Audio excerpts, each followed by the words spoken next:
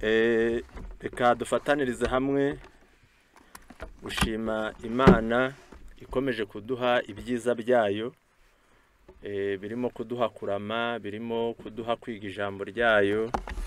Turayishimye, izina ryayo rihimbazwe. Rero reka dusenge, nyuma yaho dukomeze twige. Data wa twese udukunda uri mu ijuru, tugushimiye buryo imbabazi zawe zatubanye mu bihe tumaze ku isi. Watweretse yuko twitayeho, ukuboko kwawe gukomeza kuturinda, izina ryawe rihimbazwe. Tugushimiye ko uduhaye n'ijambo ryawe, komeze uduhe imitima ishoboye kwakira, kandi uduhe ubwuzu bwinshi, uduhe no kuryemerana umunezero, tubashe kugenda nk'uko ushaka. Tubisabye mu izina rya Yesu, amen. Kuko ijambo ry'Imana ribitubwira, ritubwira yuko ingingo zose cyangwa nyinshi zigize uyu mucyo twakiriye zigomba kujya zivugwaho, hano bike na hariya bike, kugira ngo turusheho kubona ibishobora kutugirira akamaro. Twahoze twiga itegeko ry'isabato. Rero ikigisho tugiye kwiga buno cyangwa se muri uyu mwanya, ni ikigisho kitubwira ngo imari mu rugo, umutungo. Kugira uyoberwa iryo jambo, ni umutungo mu rugo, uburyo tugomba kuwukoresha. Ni ingingo yavuzweho muri Bibiliya, ivugwaho mu bitabo by'umwuka w'ubuhanuzi.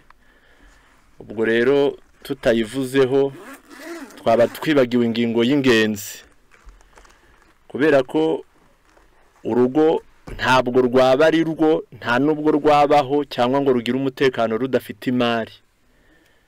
Niyo ari nkeya baba abanyabibazo, cyangwa niba nyinshi iyo batayigenze neza ibibazo biraza. Ariko impamvu kino cyigisha ari ngombwa ko kigwa kandi abantu bakacyitaho, wenda reka nsoma aya magambo atere buri wese ukurikiranye gukangukira kumva impamvu yo kwiga kino cyigisho. Ni muri iki gitabo cyitwa Twebwe n'Abana Bacu, urupapuro rw'140, icyigisho cyitwa ngo amafaranga ikibi gikenewe. Haranditse ngo kubura amafaranga nibyo nyirabayazana w'ingorane zitagira ingano no kugubwa nabi mu miryango, kandi mu buryo buteye agahinda abagore n'abagabo batagira ingano bananiwe gucunga neza duke binjiza. Kubura amafaranga ni umuzi w'ibibi byinshi, birimo kudahuza, kutumvikana no guhemukirana.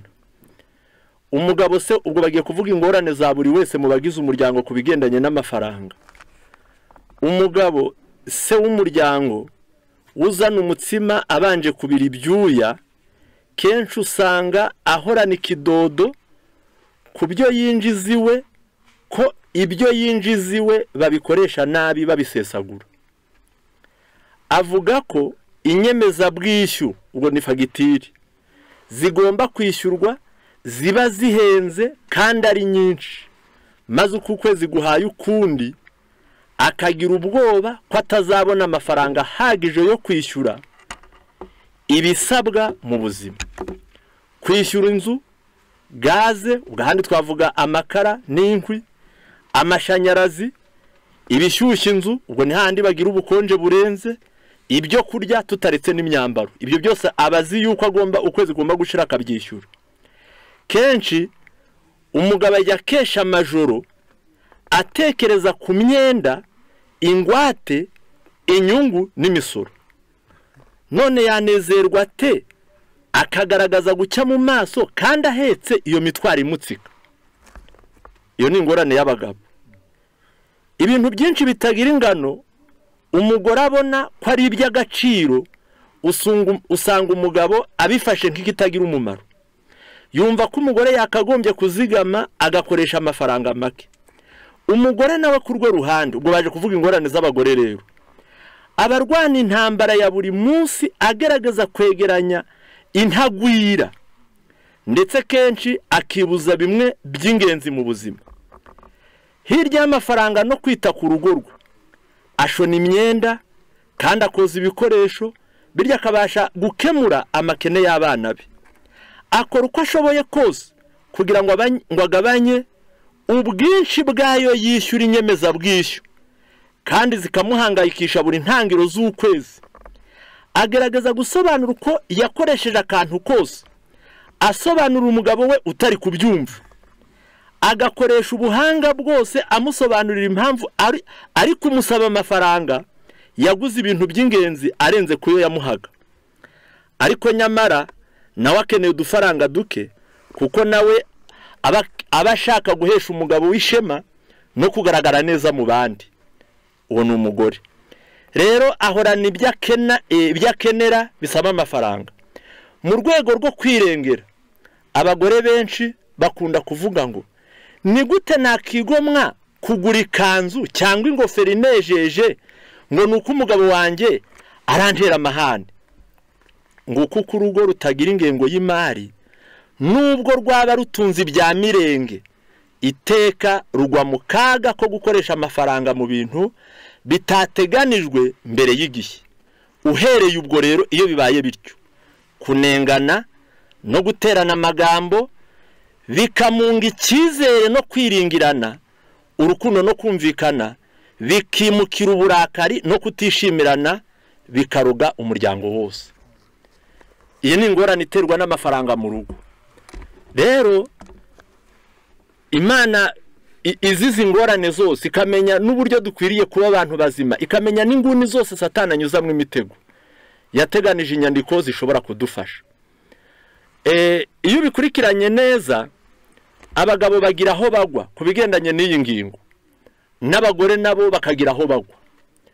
Ntabwo ari bose, ahubwo ndavuga majority. Umugabane munini w'abagabo bafite ingorane bagwamo, n'umugabane munini w'abagore bafite ingorane bagwamo. Mbese ni nka kwa kundi iyo usomye muri Timoteyo, Pawulo ari kubwira Timoteyo ko azahugura buri cyiciri cy'abantu, yagiye amubwira ibyo azahuguza buri cyiciro. Ubwo byumvikane ko abameze batyo cyangwa icyo cyiciro cyabwiwe guhuguzwa ingingo runaka, byumvikane ko ariyo ngorane yabo.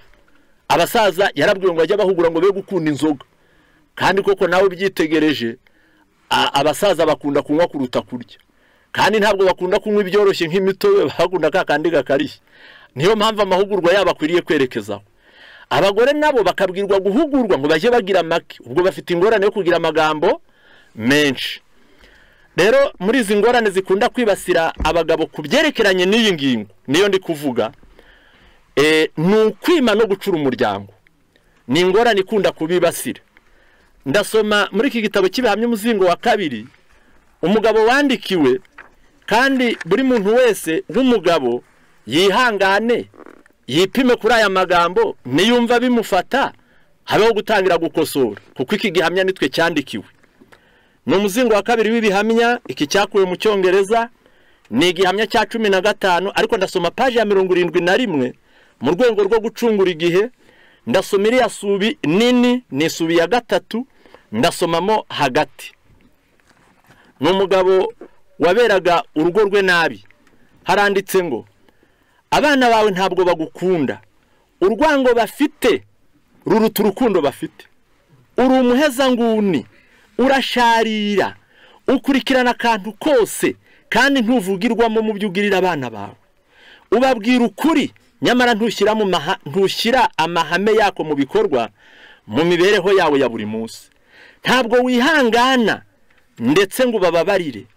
Umaze igihe kinini ushyigikira umwuka wa kamere yawe bwite. Uhora witeguye kurakara igihe wenderejwe, ku buryo bisa naho umuntu yashidikanya cyane niba uzakoresha umwete uhagije kugira ngo ugire wa mutima wari muri Kristo Yesu. Ntabwo ufite imbaraga zo kwihangana, kwikomeza, ubugwaneza ndetse n'urukundo. Ugomba kurangwa n'izo ngeso z'ubuntu bwa Kristo mbere yuko uba umukristo wuzuye. Uzigama amagambo yo gutera abantu umwete, ibikorwa by'ubupfura ku bantu batabikwiriye, kimwe no ku mugore wawe ndetse n'abana bawe. Bagarira amagambo y'ubugwaneza muri wowe, indoro ishimishije, gushima no kwereka umuntu ko wanyuzwe n'ibyo yakoze mu muryango wawe, kuko ibyo bizakuzanira umunezero mu buryo bugaragara. Ntukemere na rimwe ko amagambo y'ihinyu cyangwa kunegurana asohoka mu kanwa kawe. Cisha bugufi icyifuzo cyo gutegeka no gukandagiza agatsitsino k'icyuma aho ushoboye hose. Ufite umwuka wo kutishima no gukandamiza. Noneho ingingo nashakaga niyingezeho ku bigendanye n'umutungo. Kuri bamwe ubu uri umuntu wikunda kandi w'umubagito, aho ni ku bana n'umugore. Ku bandi ushaka ko bagutekereza neza, ushobora gutanga ikintu icyo ari cyo cyose, yemwe ndetse na bya bindi umuryango wawe ukeneye, abakabima abahandi akabaha. Iyo ibintu bimeze bityo, utangana ubuntu kugira ngo abantu bagushime kandi ubone isumbwe mu bantu. Iyaba washoboraga kugura ijuru binyuze mu gitambo gikomeye, utanga iyabo uhisemo kugirira ubuntu, waribona nta gushidikanya. Ntabwo wanga gushyirwa ahantu ubangamiwe cyane kugira ngo abandi bamererwe neza. Uyu muntu yaritangaga ngo akaba yanabangamirwa abandi bakamererwa neza. Iyo mu kugenza gutyo ushobora kubona uburyo wishyira hejuru. Mu bintu nk'ibi utanga kimwe mu 10 cy'isogi na nyiragasogereza, maze ukirengagiza ibintu birushijeho gukomera nko gukiranuka n'urukundo by'Imana. Ntabwo ukiranuka mu muryango wawe, ufite icyo ukwiriye gukora muri byo. Mbere na mbere fasha umugore wawe kugira ngo atuze kandi yishime, hanyuma wite ku buryo abana bawe bamerewe, baha ibyo kurya n'imyambaro bikwiriye. Hanyuma niba ubishoboye, nyamara ntukeneshe umugore wawe n'abana bawe, ufasha abakeneye ufasha kurusha abandi, kugira kandi ugira ubuntu aho buzarushaho guhabwa agaciro. Bityo kuba umunyabuntu kwawe kuzashimwa. Icyakora inshingano yawe yera ya mbere kandi iruta izindi niyo ufite ku muryango wawe. Iyi ni ingorane ikunda kwibasira abagabo, nawe tekereza mu by'ukuri. Kandi ibi iyo bimeze gutya mu muryango, umugore n'abana barashira, baravunika, bitewe nuko buriya nubwo kuganya bitoroshye, ariko hari igihe iyo ufite ikibazo kigaragarira buri wese, usanga umuntu kavuga uti nararenganye, dore meze gutya. Cyangwa waba warapfushije n'umugabo, cyangwa warapfushije umugore, n'undi uwo ari we wese akakugirira imbabazi. Ariko iyo uhagitswe n'uzwi hirya ko ari imfura, biba ikibazo kiremereye cyane. Abo hirya ntaho wahera ubabwira ko warenganye, kuko baba bakubwira bati nta wahabo hirya yari imyabe. Ariko abagore nabo hari ifuti rikunda kubibasira, ari naryo nabyo dushaka kuvugaho, maze tukinjira mu cyigisho. Ni ukudakora no kwaya umutungo. Abagore kudakora no kwaya umutungo, umugabane munini birabibasira. Reka nsome muri gitabo cy'urugo rwa Gikristo page ya 361.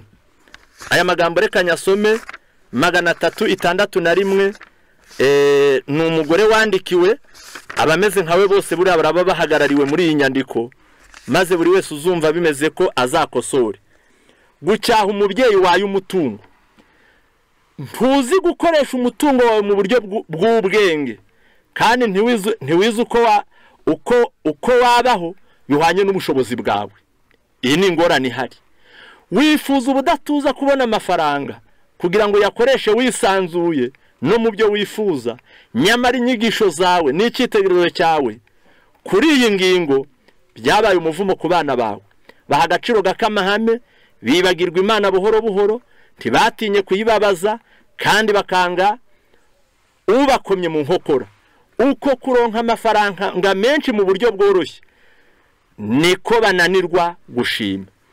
Iri jambo dusomye, uyu wandikiwe ngo ntabwo yarazi uburyo ashobora gukoresha amafaranga angana nayo afite, ahubwo icyo yakoraga kwari ukuyaya.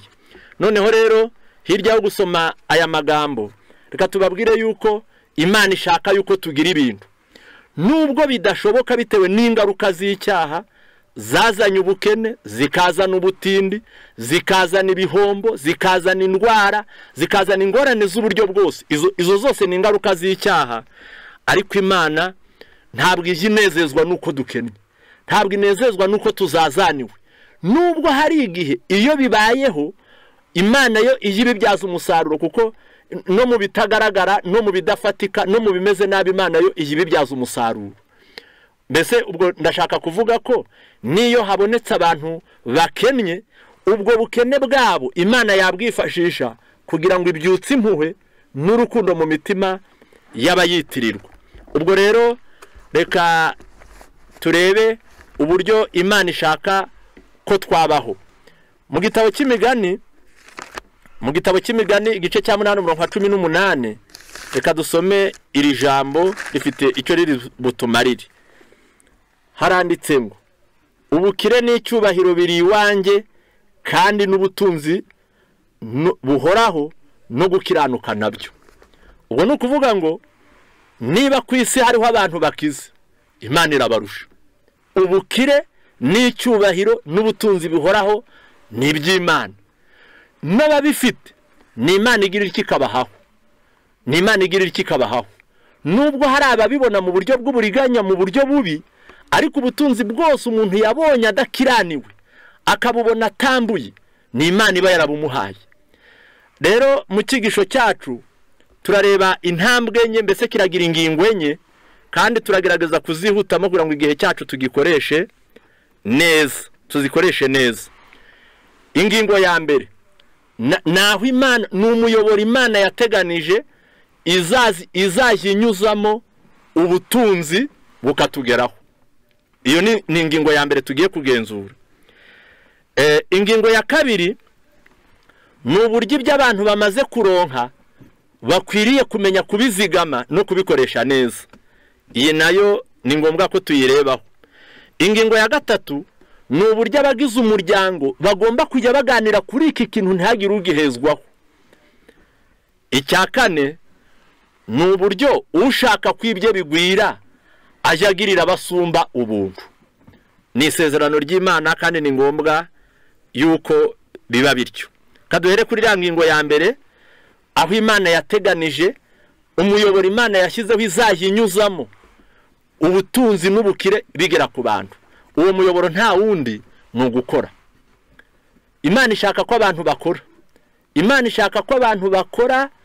Ni nayo mpamvu iyo dusomye mu gitabo cya Zaburi, ariko ubwo turaba tubihereye hino kuko tutabiturukiye imuzi ngo tubishobore kubw'umwanya, ariko usomye mu gitabo cy'Itangiriro nk'uko twahoze tunabyigishwa, Imana yapanze yuko abantu bakora. Ntabwo gukora ari ingaruka z'icyaha, ahubwo ni itegeko ryatanzwe umuntu akiri mu buziranenge.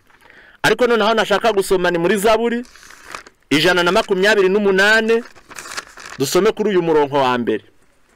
Haranditse ngo hahirwa uwubaha Uwiteka wese akagendera mu nzira ze, kuko uzatungwa n'imirimo y'amaboko yawe, uzajya wishima kandi uzahirwa. Mbese muri make uyu muntu uri kuvugwa hano ni umugabo, ariko burya hari n'ahandi uzasoma nubwo umugabo mu muvumo yahawe, ariko mu muvumo nawe Imana ikawuhinduramo umugisha, ikamubwira ngo uzajya urya urushye. Ariko burya hari n'ahanditswe yuko abagore nabo bajya bakoresha amaboko yabo kandi bakagera ku ntego. Wabisoma nko mu gitabo cy'imigani igice cya 30, wasomamwo aya magambo bari kuvuga umugore, kugira ngo hatazagira uwumva yuko uvugwa gukora gusa ari umugabo, ahubwo n'abagore nabo barakora. Ni igice cya 31 umurongo wa 10, aho bavuze ngo umugore w'imico myiza ninde wamubona, arusha cyane rwose marijani igiciro, umutima w'umugabo we uhora umwiringira kandi ntazabura kunguka. Ahora amugirira neza, ntabwo amugirira nabi igihe cyose akiriho. Ashaka ubwoya bw'intama n'imigwegwe, anezezwa no gukoresha amaboko ye. Ameze nk'inkuge z'abagenza, azana ibyo kurya bye abikura kure. Abyuka kare butaracya, akagaburira abo mu rugo, agategeka abaja be imirimo ibakwiriye. Yitegereza umurima akawugura, awutezamwo urutoke mu by'inyungu ivuye mu maboko ye. Akenyerana imbaraga, agakomeza amaboko ye. Abona yuko ibyo akora bimufitiye akamaro, kandi nijoro itabaza rye ntirizima. Ubwo aha haratwereka ko buri muntu wese agomba gukora. Ntabwo Imana yigeze ishyiraho irengayobora cyangwa se ka exceptionnel y'uburyo izajya iha umuntu w'inyanda umugisha ngo abe umutunzi. Ntabwo ubwo buryo bwigeze bubaho, ahubwo uburyo Imana yateganije n'umuyoboro Imana yashyizeho, tiyo Imana yashyizeho izajya inyuzamo umutungo n'ubukire ngo bigere ku bantu, nuko bagomba gukora, nuko bagomba gukora. Imana nuko yabipanze. Niyo mpamvu udakora, ijambo ry'Imana rivuga ngo ntakarye. Imigani 20 dusome umurongo wa 4 twumve aya magambo icyo atubwira. 20 umurongo wa 4 mu gitabo cy'Imigani. Mwumve abantu badakunda gukora ngo hari ukuntu bajya bavuga. Haranditse ngo nzarimirana w'umunyabute ntiyihingira atinya imbeho. Nicyo gituma mu isarura azasabiriza kandi ntagire icyo abona. Mu by'ukuri washora umushinga wo kujya asaba, abashoye umushinga mubi. Kandi cyane cyane wenda murabona ko n'impuhwe zigenda zishira mu bantu, ku buryo hari n'abacitse amaguru, hari n'abafite ubumuga bwo kutabona, hari n'abafite ubumuga bwo kutagira amaboko, bakarenga bagasaba nubwo bafite ibimenyetso byakangura impuhwe mu mitima y'abantu. Abenshi izo mpuhwe ndizigihari, cyane cyane bikomotse ku mutima mubi, cyangwa binakomotse ku bukene, cyangwa binakomotse ku bwinshi bw'abasaba. Ngaho tekereza, niba umuntu utagira amaso ntagira amaboko, abamugirira impuhwe ari bake. Wowe ufite amaboko 2 ahubwo ubumuga ufite ari ubw'ubunebwe, utekereza ko bazakugirira impuhwe ari bande? Nubwo baba muvukana, nubwo baba bo muturanye, uzajya urimanganya bakikubona ubabeshye, ariko wamaze kukumenya wese yuko ubukene ubutewe n'ubunebwe ntacyo azakumarira. Rero ngo hari abantu b'abahanga bazi kuvuga, abandi batangira guhinga wakavuga ngo nta kibazo nzarimirana. Ubwo no kuvuga ngo ni handi barima amasinde nyuma bakazayacoca bakabona gutera. We rero igihe abandi bari kurima ngo biyorohereze wamushike, wararyama gusarangiza akajya avuga ati nta kibazo ngewe nzakwereka ukuntu nzabigenza, mu kanya gatoya nzaba naharangije. None igihe kikazagira abandi bakabiba agifite bwa bute, bakazasarura akajya gusabiriza. Niki ijambo ry'Imana riri kuvuga hano. Imigani 26 umurongo wa 13, reka naho twasome uyu murongo tuwumve. 26 umurongo wa 13. Umunyabutarahwaganya ati mu nzira hari intare, nukurire mu nzira nyabagendwa. Muzi ngo abayayibonye aba ari ukubeshya, ari ubutebura kumwongorera. Kuko urugi ruhindukira ku mapata yarwo, ni kumunyabutagaragurika ku buriri bwe. Umunyabutakora ku mbeho akananirwa kwitamika.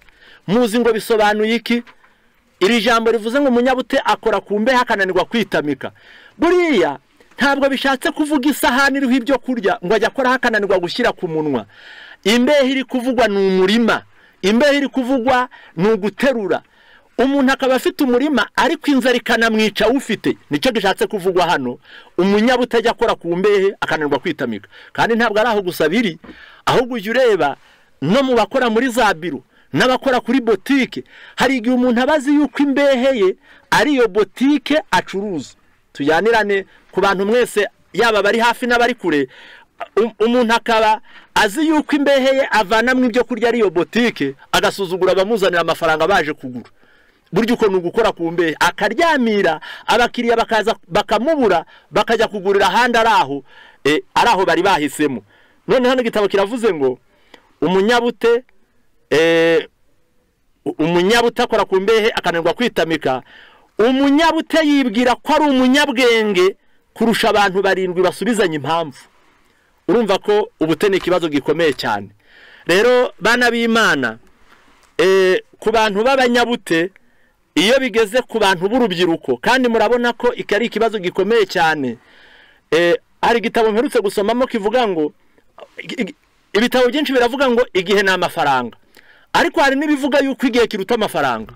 Kandi koko ukuntu kuri kutagishwa impaka, bitewe nuko wakoresha igihe ushaka amafaranga, ariko ntabwo amafaranga yaguhigiye. Ubwo rero iyo umuntu atazi gukoresha igihe neza, cyangwa akaba umuhanga mu gupfusha igihe ubusa, kandi akeneye amafaranga, abahwanye n'uwashora umushinga wo kwica ababyeyi kandi ashaka abana. Mbese ubwo wakwica abagore ni bande bakongera gutwita no kubyara? Ubwo nawe upfusha igihe ubusa, ubuzibye amasoko y'amafaranga, ntabwo ufite uburyo uzabona ubutunzi. Kandi ku rubyiruko, reka nsome muri kano gatabo kitwa Ahazaza Heza. Kansoma aka gatabo kitwa Ahazaza Heza, nsomemwo aya magambo ari butwereke uburyo abantu benshi bapfusha igihe ubusa, kandi abo banyiri gupfusha igihe ubusa akaba aribo bafite amakene y'amafaranga kurusha abandi bose.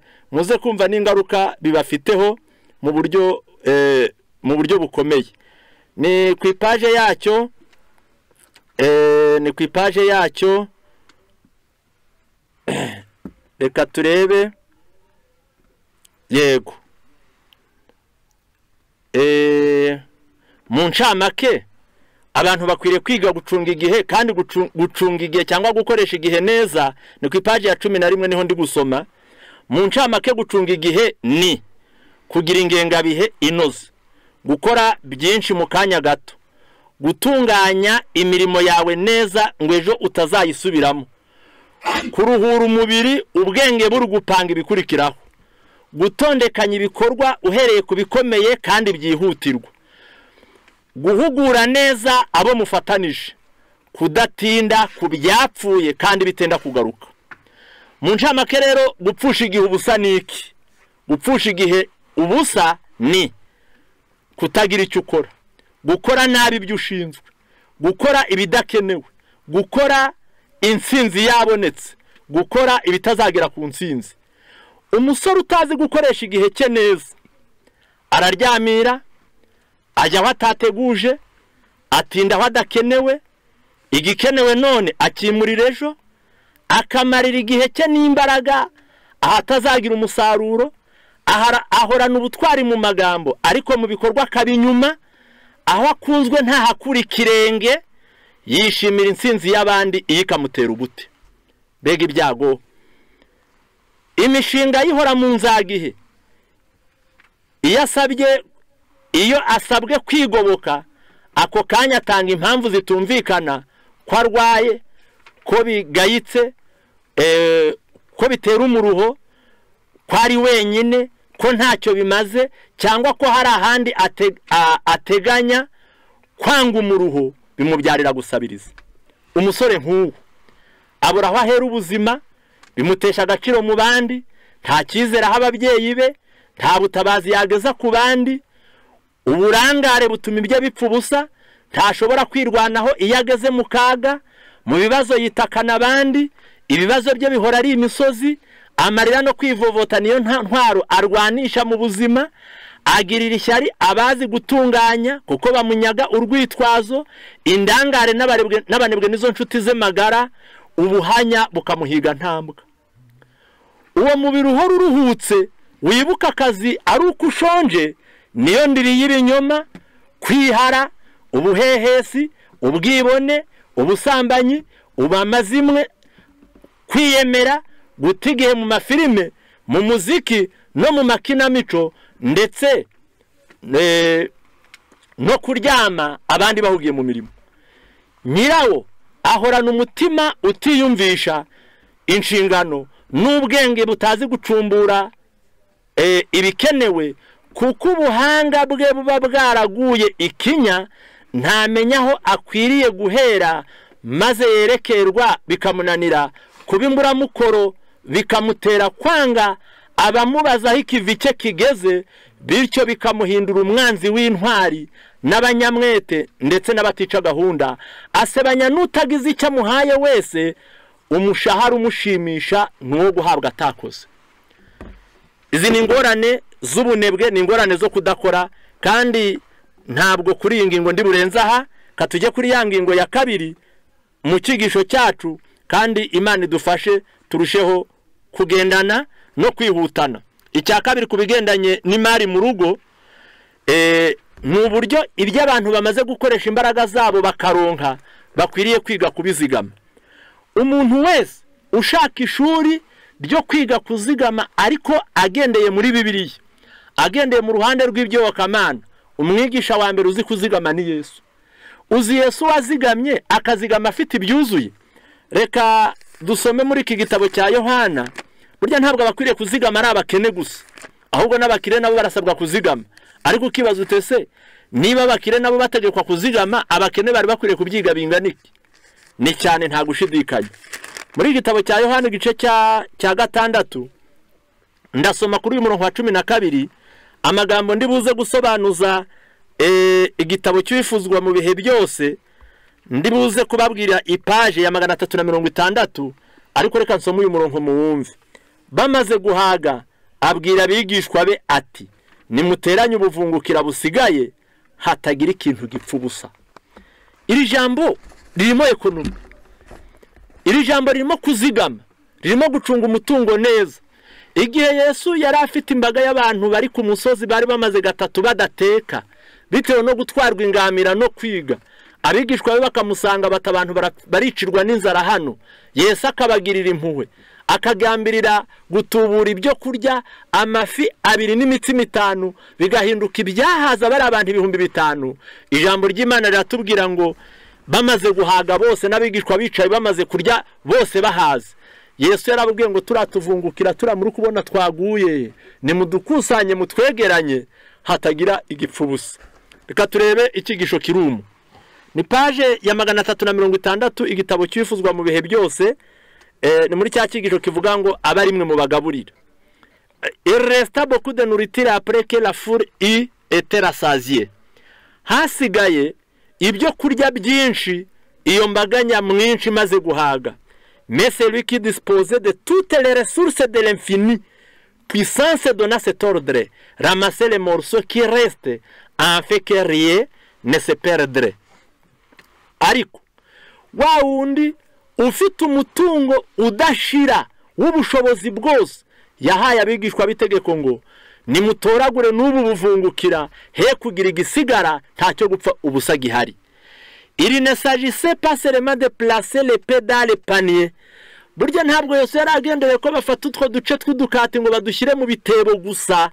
Il y avait là une double leçon, aho hari ikigisho kikubye kabiri. Rien ne doit être gaspillé. Nta kintu gikwiriye gupfushwa ubusa. Nta kintu na kimwe kiriho Imana yemera ko dupfusha ubusa. Il ne faut laisser perdre aucun avantage temporaire, ni de daigner ce qui peut être utile à un être humain. Ntabwo dukwiriye gusuzugura ikintu cyose cyavamwe amahirwe ya mwene muntu, cyangwa ngo hagira ikintu na kimwe dupfusha ubusa. Que l'on ramasse tout ce qui soulagera les affamés de la terre. Tujye dukusanya dutoragura utuntu twose dushobora kugirira akamaro abashonji bo mwisi. Noneho uwazigamye wa mbere, uwaruzi ekonomi, akamenya uburyo azi kuzigama ibizagirira abantu akamaro, ni Yesu niwe wa mbere adutegetse ko natwe twiga kuzigama ntitugire na kimwe dupfusha ubusa. Hirya yo gusoma ya magambo, reka ngerageze gusoma iki gitabo kuri iyi ngingo. Iki gitabo cy'urugo rwa Gikristo ndagisoma cyane kuko abantu benshi bajya bakunda kwandika amapaje, abantu benshi bajya bakunda gusoma amapaje, amagambo ahuje n'aya dusomye mu wifuzwa mu bihe byose muzasoma muri iki gitabo cy'urugo rwa Gikristo, ariko yararambuye cyane ku ipaje ya 367. Ayo sindi buyasome kuko tumaze kuyasoma. Umwigisha wo kuzigama wa mbere kuruta abandi bose, kandi atari uko yarakennye, ahubwo ari uko aza agaciro k'iri somo, ni Yesu. Ndasoma 370. None reka dusome icyitegererezo cyangwa inararibonye ya Ellen White, inararibonye y'ibyakozwe na Madamu White mu bwangavu bwe. Burya n'abangavu abo bakobwa b'udukumi nabo bose bamaze gukura bataragira n'inshingano ziremereye, nabo barasabwa kuzigama. Haranditse ngo ku myaka 12 narinzi cyo kuzigama icyo ari cyo. Nge na murumuna wanjye twize umwuga, kandi nubwo twinjizaga ibiceri 25 ku munsi, twakoreshaga umugabane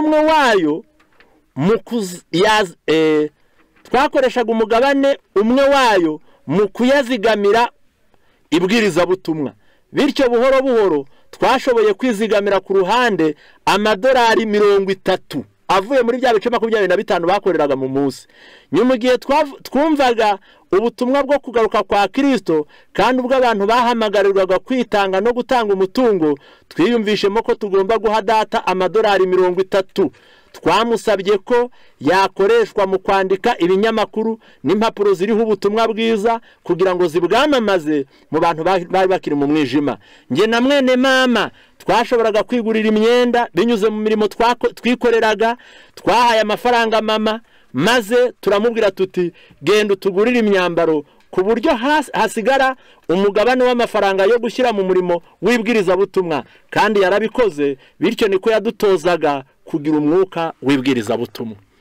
Urumva umuntu ukoreye ibiceri 25, ubwo wenda reka tuvuge yuko ari 500 y'ubu ngubu cyangwa 1000 ntayarire amandazi ngo ayarangize, ntayanywera amaji, ntayajyane muri betting, ahubwo akamenya kuyazigama, akamenya yaryaho, akamenya n'ayazigama, ari kuzigamira umurimo, ari kuzigama yo kwigurira imyambaro. Urumva ko uyu nawe yari afite ekonomi ikomeye, kandi yabikoze ari muto ku buryo n'undi wari we wese nubwo yaba ari muto yabikora. Reka dusome ku ipaje ya 360. Aya magambo tuyumve neza. Haranditse ngo hariho ubwoko bw'ubwigenge bushimwa, nta gisa no kwitunga ukarya nta ubanje gutegera ikiganza. Kwifuza kwigira wowe ubwawe ni icyifuzo cyiza kandi cy'agaciro. Ni ngombwa kwimenyereza akamenyero ko gukora no kuzigama. Tuzazigame dute? Hakurya haranditse ngo mugomba kwita ku byo musohora kugira ngo bitarenga ibyo mwinjiza, mugabanye amakene yanyu. Kuri iyi ngingo ntabwo ndi buyiveho ntasomye muri iki gitabo cy'ubutumwa bwatoranijwe, uburyo ku ipaji ya 380 n'umuzingo wa 2. Aya magambo tuyumve kuko ndahamya ndashidikanya ko ari butugirira umumaro. Haranditse ngo chaque semaine vous devriez mettre de côté et placer un lieu sur 5 ou 10 dollars et ne les employer qu'en cas de la maladie. Buri cyumweru wakagombye kujya uzigama amadolari 5 cyangwa 10 ukayashyira ku ruhande, ugapanga ko nta kihe uzigera uyakoresha keretse gusa igihe cy'uburwayi. En faisant preuve d'économie, vous pouvez placer un peu d'argent et en retirer un intérêt. Nugaragaza intangamugabo zo kuzigama, ukajya uzigama, uzagira amafaranga uzajya ushyira ku ruhande, kandi byanze bikunze uzabibonamo inyungu. Par une gestion avisée, vous pouvez épargner quelque chose après avoir payé vos dettes. Uramutse ufite icungamutungo ariko risobanutse, ushobora kugira ayo wajya wizigamira urangije kwishyura amadeni yawe. Abantu bashobora kuvuga bati mu by'ukuri ngewe nkorera duke, utwo ninjiza ni duke, niyo mpamvu nturangiza twose. Birashoboka, ariko gereranya hari n'abandi mujya mwinjizangana kandi wenda munanganya umubare w'umuryango, ariko ayawe agashira yabo bayazigamye. Haranditse ngo je connais une famille qui gagnait 20 dollars par semaine et dépensait jusqu'au dernier centime, tandis qu'une autre famille aussi nombreuse qui ne gagnait que 12 dollars par semaine. Mettez de côté 1 ou 2 dollars par semaine. Pour cela, il lui fallait renoncer à des achats qui paraissaient nécessaires mais dont on pouvait se passer. Aya magambo ni meza. Nz'umuryango winjizaga amadolari 20 mu cyumweru, bakayakoresha kugeza ubwo bahamije ko nta n'igiceri gisigaye ko yose bayarangije. Ariko nkamenya n'undi muryango nanone wari ufite umubare w'abawugize ungana n'ababandi ba mbere, bo babonaga amadolari 12, ubwo wa undi wa mbere wabarushaga amadolari 8, ngo bakabona amadolari 12, ariko bakajya bazigama idolari 1 cyangwa 2, kandi amakene yabo bakayakenura kugira ngo babigereho. Byabaye ngombwa ko bigomwa ibintu bigaragara ko ari ingenzi, ariko wareka ntugire icyubu akabura bakarya. Ubwo murumva ko iyo ibyo bita kuzigama ntabwo bishatse kuvuga ngo ni ukwigomwa ngo upfe, ariko nanone ntabwo kuzigama ari ngombwa ngo ufite ibisagutse. Nta nubwo umuntu ashobora kubona ibisagutse, kuko n'abariya bajya bagira ibyo bageraho biba bitewe nuko bagiye bigomwa, bakabona duke tureshya nuko baramutse. Iyo dusomye muri kino gitabo cy'imigani igice cya 11 umurongo wa 13, reka mwumve abagira ibyo bageraho uburyo bajya babigenza. murambabarira ni 13 ahubwo 11. Ubutunzi bw'amahugu buzagabanuka ariko urundarundi ibintu avunika azunguka. Mu Giswahili haranditse ngo lakini achumaye kidogo kidogo, ni duke duke, ntabwo ari ukubibonera byinshi cyarimwe. Ndetse ni nayo mpamvu mubona muri iki gihe cyacu bigoranye, abantu bashaka gukira bwangu, abantu bashaka kubibona ako kanya. Hano muri kino gitabo baranditse ngo si vous aviez si pratiqué l'économie, vous seriez aujourd'hui en possession d'un capital disponible en cas de besoin et vous pourriez venir en aide à la cause de Dieu. Iyo muza kugira kuzigama muri iki gihe wakagombye kuba ufite igishoro gifatika kandi ukajya wunganira n'umurimo w'Imana igihe bibaye ngombwa. Chaque semaine une partie de votre salaire devrait être mise en réserve et il ne faudrait y toucher qu'en cas d'urgence et nécessité ou pour rendre à Dieu sous forme d'offrande ce qu'il vous a donné. Buri cyumweru ku gashahara kawe jugira yuzigama kandi uhige yuko ntacyo utazayakoraho keretse bibaye ngombwa ugize amakene yihutirwa cyangwa se wenda ugiye kuyatanga mu murimo w'Imana nk'ituro uri kuyihikomoye mu byo yaguhaye. Vos ressources n'ont pas été utilisées d'une manière économique. Umutungo wawe ntabwo wabukoresheje mu buryo buzigama de façon à laisser une marge pour un cas de maladie. Nta nubwo wigeze uteganiriza uburwayi ngo ugire icyo ubika ou votre famille se verrait privée de votre gain habituel, cyangwa ikizagoboka umuryango wawe igihe za nyungu zimenyerewe winjiza zizaba zahagaze kandi zihagarara mu by'ukuri. Hari igihe uhura n'impanuka, hari igihe urwara, ari wowe bari begamiye, hari igihe wirukanwa ku kazi ntugahorane, hari igihe umurimo impamvu utembana utaragiza kuzigama kazagufasha. Votre famille devrait pouvoir compter sur quelque chose si vous vous trouviez un jour dans une position fidèle. Umuryango wawe wakagombye kuba ufite akantu wizigamiye cyangwa wizeye ko kazawugoboka igihe muzaba mugeze mu bihe bibi. Ibihe bibi turabihora biri imbere yacu. Noneho reka dusome n'inama yagiriwe umusore. Abasore urubyiruko ntibabona menshi ariko nutwo babonye badupfusha ubusa. Nibo bahinduranya telefone zitapfuye nk'iyari y'umweru ngo none nshaka iy'umutuku, ubundi akanga iy'umukara ngo ashaka iy'umuhondo, kandi zose icyo zimaze no guhamagara kandi nibyo ayikoresha nta n'amafaranga bizana. Baranditse ubwo n'urugero ntanze kuri ibyo ariko nibindi byinshi. On conseille à un jeune homme d'économiser et d'épargner. Haratangwa inama ku musore yo kuzigama. Il est évident que vous ne vous êtes pas montré économe. Bigaragarira buri wese kutigeze umuntu uzigama. Sans quoi vous auriez quelque chose à faire voir comme résultat d'une économie digne de louange chez un homme.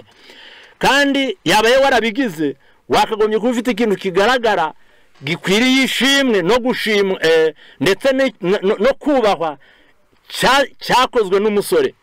Vous devriez adopter comme règle de conduite de réserver soigneusement chaque semaine une partie de votre salaire. Wakagombye gufata umwanzuro wuko buri cyumweru uzajya ugira icyo uzigama ku bigendanye n'agashahara kawe. Et mettre de côté une certaine somme à laquelle vous ne toucheriez pas. Kandi ukagira umubare runaka ushyira nka hariya utazigera ukoraho. Un jeune homme dans votre situation devrait se montrer dirigeant dans les affaires, s'abstenir de plaisir, se priver s'il le faut, sans compromettre sa santé et sera de bon cœur. Baravuze ngo umusore umeze nkawe wakagombye kugira ubushishozi mu byo ukora, ukigomwa ibinezeza, icyakora ntugambanira amagara mazima ya ubutaraga bwawe. Mbese ntiwigomwe. Ubwo bashatse kuvuga ko hari n'abakunda kuzigama akibuza no kurya. Ibyo byaba ari amafuti. Ariko aravuze ngo iyo ukora icyo ushoboye cyose uzigame, we kugirira nabi ubutaraga bwawe kandi ujye ubikora unezerewe. Vous auriez ainsi une réserve en cas de maladie, uzaba ufite bizagufasha warwaye, et ne seriez pas obligé de dépendre de la charité d'autrui. Ibyo bizagufasha biguteshe kuzahora uteze kwegamira ubugiraneza bw'undi muntu. Reka iyi ngingo yo kuzigama tuyiveho, ibitabo biyivugaho ni byinshi ntabwo twayirangiza, ariko haba mu muryango, yaba umugabo, yaba umugore, yaba abana bamaze guca akenge bafite utwo bakora, abantu ntidukunda imirimo kandi tumenye no kuzigama. Ariko ihame ry'abazigama ni ibintu bibiri. Icya mbere ngo ni ukuba maso kugira ngo ibyo usohora bitazaruta ibyo winjiza. Irya kabiri ni ukujya ugira ibyo wigomwa ukabizigama, kuko uzi yuko ejo ushobora kuzacya bucyanya ayandi. Icya gatatu ni abagize umuryango banafatanije kubishaka, barasabwa kujya babigira inama. Mu by'ukuri iyo kino kitabaye bihinduka isoko y'intambara, kandi rimwe na rimwe ugasanga bizanye amakimbirane akomeye ku buryo no kuyakiranura byaba ari ikintu gikomeye cyane. Ndagerageza gusoma muri kano gatabo kitwa Twebwe n'Abana Bacu, urupapuro rw'142, ndasomamwo aya magambo. Imana idufashe tuyumve neza. Bari kuvuga ku mugabo n'umugore igihe cyose bashaka ko bagira umutekano ku bigendanye n'iyi ngingo y'imari mu rugo cyangwa umutungo, bajye bisanzuranaho, bajye babiganira. Ariko ubundi ko ari ubwenge buke, kandi iyo umuntu atubaha Imana ko ubwenge bukomeza kuba buke, uwo muntu mwavanze byose mukemera kuba mu nzu imwe, mukarara ku gitanda kimwe, mukemera yuko muzajya mubyara ari mwe mubyaranye abana, kubera iki bigera mu mutungo buri wese akumva azagira ibye. Impamvu ibitera ni imico mibi ya bombi cyangwa y'umwe muri bo, kuko umugabo ashobora kugira imico mibi yo kudakenera kwereka umugore we ibyo afite, ntamwishurire akamuhisha, ndetse kuri benshi bitewe n'umuco cyangwa umuco wa mwene muntu uhereye kera kose, ibyo bajya bumva, ibyo bajya bavuga mu Giswahili ngo ni mfumo dume, ubutegetsi bwa gahunda ya kigabo, ariko mu muco wa gipagani, ndetse bitajyanye n'igihe, aho umugabo agomba kugira ibintu akabihisha umugore, umugore akabaho gukorerwamo gusa. Uwo mutima mubi ushobora gutuma batabigira inama. Ariko hari n'igihe umugabo arunguruka akabona intege nke z'umugore we, yari afite umutima mwiza nta kibazo yari afite, ariko yabona umudamu we akabona intego afite niyo kubyaya, abimarishije imyenda ihenze, ibigezweho, kurya akaryoshye, kubipfusha ubusa, umugabo akabona kuzajya bimuhishurira bimubwira yuko bizashira. Ibyo rero uwashaka yuko abantu bagira umudendezo, buri wese yaharura hamwerekeye, buri wese agakosorahe. Kansomere rero page 142 mwumve. Akaga gateye ubwoba nuko kenshi uko gahana ibitekerezo hagati y'abagize umuryango usanga bimeze nk'inama y'ubutegetsi bwo mu isi. Umugabo atsimbarara ku ifaranga rye, umugore nawe agakora uko ashoboye ngo ari mu mvuvunure mu biganza, kandi ugasanga buri wese muri bo atazi ingano y'amafaranga akenewe mu byo avuga. Iyaba ahubwo kuyobora urugo byafatwaga nko kuyobora umushinga w'ubucuruzi, maze bigakorwa hagendewe kuri amwe mu mahame agenga imishinga isanzwe yo mu buzima, byavamo inyungu nyinshi. Igihe abakiri bato bashyiraho igenamigambi ry'uko urugo rwabo ruzaba rumeze, bagomba kubyigana ubwitonzi, bakareba impande zose.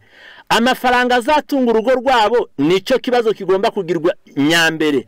Icya kabiri ni ukumenya uburyo bazayakoresha. Mu yandi magambo, ingengo y'imari y'urugo rwabo kuko babivuga muri iyi minsi igomba kuba yarashyizwe mu bibazo by'ibanze byo kwigwaho mbere yo gushinga urugo. Gushyiraho ingengo y'imari, ugapanga igenamigambi, aka kantu ni keza, nakwifuza ko umuntu wese uteze amatwi yacyumva. Gushyiraho ingengo y'imari ugapanga igenamigambi birasobanuye ngo n'igiceri cy'ijana ugomba kubuzi aho wagipangiye kizerekezwa mbere yo kugikoresha. Ibyo bikakurinda kwibaza aho cyanyuze utakigifite. Niba hari amafaranga uteganya ko wenda kuzabona, iyo utayapangiye atarakugera mu biganza, uzasigara uri kubaririza aho yanyuze. Kandi kubera tudafite n'umuco wo kwandika buri kantu kose, nubwo inyandiko ibitugiramwe inama, bigera igihe bikagucanga wari ufite 500, ukabona usigaranye 100.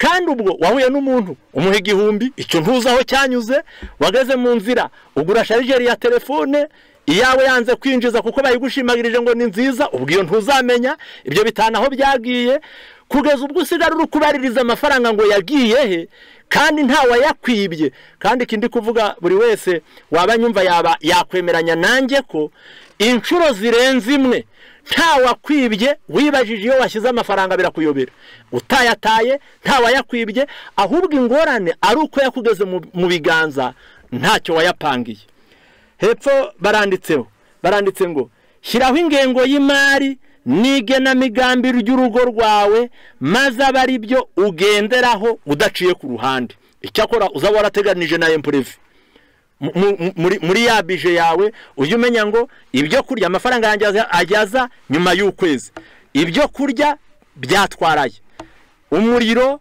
utwaraye telefone itwaraye ingendo zitwaraye impurive nayo noneho ibyo bizagufasha ngo nuba warabiteganije uryo ngo uzajye uyanyuza aho wayapangiye utaciye ku ruhande ugomba kumenya umutungo usabwa wo kwishyura inzu hamwe n'ukenewe mu yandi makene ya buri munsi shyira ku ruhande amafaranga ugeneye kugura ibyo kurya maze wihatire kutazarenza urwo rugero wihaye ugure ibyo wateganije gusa ariko kandi ntukisondeke ngo uhahe ibidatunga umubiri uko aba ariko ubigenza no kubijyanye n'imyambaro n'ibindi hanyuma uhitiremo umugore amafaranga azabika aba ari uyabera umucungamari nk'ikintu kiranditswe ntabwo ari mu gitabo kimwe cyangwa bibiri ngewe nasomye muri kino gitabo bari kutubwira twebwe abagabo icyakora iri tegeko numva ari rishya menya ari nka rya rindi ryavuzwe ngo ndabaha itegeko rishya ariko baravuze ngo abagore tujye tubaha amafaranga paje ya 363 ndetse yego reka nsomera 63 ngire na 4 nihuta bavuze ibintu byinshi ngo tugomba kujya dukora bizanguhiriza nabo badamu cyangwa nabo bafite inshingano z'ibikoni ngo kwihutana inshingano zabo bigatuma ibyo bashinzwe babikora bwangu kanihute kugira ngo ngere aho nshaka gusoreza umuryango wa mwene data wihatira gushyira mu bikorwa ihame ryo kuzigama bivuye ku mutima mwene data yafashe umwanzuro wo kutubaka igikoni naho kubika inkwi zikenewe ku muryango we mugari kuko atiyumvagamo uko yakwaye amafaranga ye kugira ngo yikungahaze ubwe mu gihe umurimo w'Imana ukeneye amafaranga yo kuwuteza imbere nagerageje kumwereka ko ari byiza ku buzima no ku bwenge bw'abana be guhindura urugo rwe ahantu heza no gushaka ibikoresho bikwiriye byo mu rugo bizabafasha kandi bikoroshya inshingano z'umugore we buriya ngo hari wari warafashe umwanzuro ndazubakira umugore w'igikoni ariko mumva ko gahato n'ubwo bugome ngo adashaka no kubaka aho bazajya bashyira inkwi bagahora bari gucana izitumye kandi ushaka ko bahisha ku gihe icyo nacyo ni ikibazo hano haranditse ngo hepfo baravuga ngo mugomba gufashanya ntimukabifate nk'aho ari iby'ukuri guhambira uruhago rwanyu mwanga guha abagore banyu amafaranga buri cyumweru ugomba kumuha umubare w'amafaranga runaka kandi ukamuha umudendezo wo kuyakoresha uko ashaka ntimwamuhaye amahirwe yo gukoresha uburyo bwe ahitamo ibibereye kuko adasobanukiwe neza inshingano umugore agomba kuzuza umugore wawe afite ibitekerezo bizima kandi bihagaze neza yuha umugore wawe ku mafaranga ubona reka nawe yagireho umugabane nawe abe aye kandi umureke ayakoresha uko ashaka yarakwiriye kuba yarahawe uburenganzira bwo gukoresha ayo abonye nk'uko yumva mu bwenge bwe bimubereye byiza iyo agira amafaranga ahabwa ngo ayakoreshe nk'aye bwite utamugaya ubwenge bwe buba bwaratuye umutwaro uburemerereye aya magambo nayo arumvikanye kandi ntabwo bigendereye guha bashiki bacu uburenganzira bwo kujya bayahabwa niba bavuze ngo yakoreshe uko ashaka ntabwo ari ukujya kuyapfusha ubusa ahubwo nuko agomba kujya yakoresha utamuhagaze umubwira ngo naka guraka ugarukiraho oya ujye mu mudendezo nawe ubwenge bwe bukure erega mureke nambabwire ngo kuko abagabo nibo urupfu rwasamiye kuruta abagore. Ibyo mbivuze buri wese yakwemeranya nanjye, kuko abapfushije abagabo n'abapfushije abagore nta nubwo bangana, kandi uherekera kose niko byabaga bimeze. Kuko urupfu rutwasamiye nta n'ubwenge burimo kujya upanga buri kantu kose, utamurekeye umwanya nawe ngo apange. Niba nakosheje ubwo nuko umukosora, maze azabe yarakungukiyeho ubwenge, n'igihe uzaba utakiriho azamenye uko abigenza. Guhora umufunze agasa n'uri mu gahato, birananditswe mu gitabo cy'umubwiriza ngo nukura agahato gahindura umunyabwenge umupfapfa. Ubwo bishatse kuvuga ngo umuhase gusa n'akari karimo kagenda. Reka tujye ku ngingo ya 4 ari nayo turi busorezeho, nuko ushaka kwibye bigwira agira ubuntu. Iri naryo nibanga tutakwirengagiza. Ushaka kugwiza ibye agomba kujya agira ubuntu. Reka dusome imirongo 2 muri Bibiliya, nyuma yaho nsome ni paragrafi imwe. Iyi ngingo nayo turaba tuyishoje. Imana ikomeze duha umugisha. Mu Migani igice ni byakozwe n'intumwa igice cya 20. Reka mbasomere uyu murongo. Umurongo wa 33 turageza ku murongo wa 35. Sinifuje ikintu cy'umuntu wese, ari feza cyangwa izahabu cyangwa imyenda. Ubwanyu muzi yuko amaboko yanjye ariyo yankenuraga ibyo nabari nkennye, nabo twari turi kumwe. Nababereye icyitegerezo muri byose, yuko uko ariko namwe mukwiriye gukora umurimo, ngo mubone ko mufasha abadakomeye, no kwibuka amagambo Umwami Yesu yavuze ati, gutanga guhesha umugisha kuruta guhabwa. Mu by'ukuri nta wundi mugisha uri kuvugwa aha, nuko byiyongera. Kandi ibyo byanditswe mu Migani 11 umurongo wa 24. Uyu murongo nawo wadufasha. Haranditse ngo hari umuntu utanga akwiragiza nyamara akarushaho kunguka, kandi hari uwimana birenze urugero, ariko we bizamutera ubukene gusa. Ubwo rero ntabwo umuti wo kubigwiza ari ukuba ngumya, ngunanirwe gutanga, ngo abantu bagupfire mu maso, bicwe n'inzara, bicwe n'uburwayi, bicwe n'ubukene, utagira icyo urekura. Hariho utanga kwiragiza, kandi pe turabazi akaba ari umuntu ugira ubuntu, utamugeraho ngo umusonzane, utamuburana itike wamuzindukiye, ashobora no kukwibuka uri kure akagira icyo akoherereza, atakwibutsa ukamubwira ikibazo cyawe yagufasha, ariko ukabona imigisha ye iri kugenda yiyongera. Kandi reka mbabwize ukuri, umuntu w'imbabari, umuntu w'umurwayi, umuntu w'ikimuga, ufite ubumuga, iyo avuze ngo Imana iguha umugisha akabivuga hari icyo umukoreye, ntabwo Imana yaba mwiryo deni. Imana iraryishyura kandi ikagufasha, ikaguha n'imigisha. Ngaho reka dusome iki gitabo cy'urugo rwa Gikristo 358, niho turangirije, kugira ngo iyi mari mu rugo tumenye kuyikoresha neza, kandi dukomeje gusaba Imana, kuko yatubwiye yuko ariyo nyir'ubutunzi bwose. Haranditse kuri iyi page, haravuga ngo amafaranga si umuvumo gusa. Hijaboneka abantu bahora bavuga ngo amafaranga ni mabi, iyo yakoresheje nabi. Amafaranga si umuvumo gusa, ahubwo afite agaciro kenshi, kuko aramutse akoreshejwe neza ashobora gufasha mu gukiza imitima, kandi akadufasha mu kubera umugisha abakene turusha kuramuka.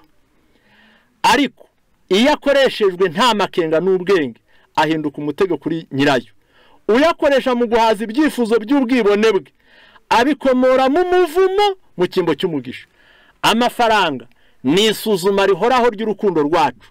Uwunguka ibirenze ibyibanze akeneye, agomba gushaka ubwenge n'ubuntu bwo kwisobanukirwa no kubera amaso umutima we bwite, kugira ngo atazavaho yihimbira amakene y'inyongera, akabigisonga kibi, agapfusha ubusa igishoro Imana yamuragije. Nidukunda Imana kurusha ibindi byose, iby'isi bishira bizaba mu mwanya wabyo mu ntekerezo zacu. Nidushaka ubwenge n'ubushobozi, dufite umwete no kwicisha bugufi kugira ngo dukoreshe neza ubutunzi bw'umukiza wacu, tuzakira ubwenge mvajuru igihe twumviye ibyifuzo n'irari ryo mu mutima wacu, igihe dukundwakaje igitekerezo cy'uko amafaranga yaduha umunezero nubwo tutafashwa n'Imana. Ayo mafaranga ahinduka umutware w'igitugu utegeka umuntu akiringirwa kandi agasengwa nk'Imana. Reka dusabe Imana kugira ngo idufashe, maze tumenye yuko ibanga ryo kuyaronka neza kandi akazaza atarimwe umuvumo ahubwo arimwe umugisha ni ugufasha abo turusha kuramuka. Ayo mafaranga uzayakoreshe neza utyo Imana izabiguhera umugisha. Imana idufashe umutungo mu rugo tuwukoreshe neza, tumenye kuwushaka, tumenye kuwuzigama, kandi tujye tuwuganiraho twijya tuwuhishanya, kandi kiruta byose tujye dufasha abo turusha kuramuka kugira ngo Imana irusheho guhabwa icyubahiro.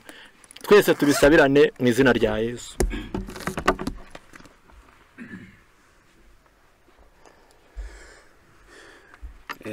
Imana ishimwe kandi ihabwe icyubahiro kuri aya magambo umugaragu wayo atugejejeho.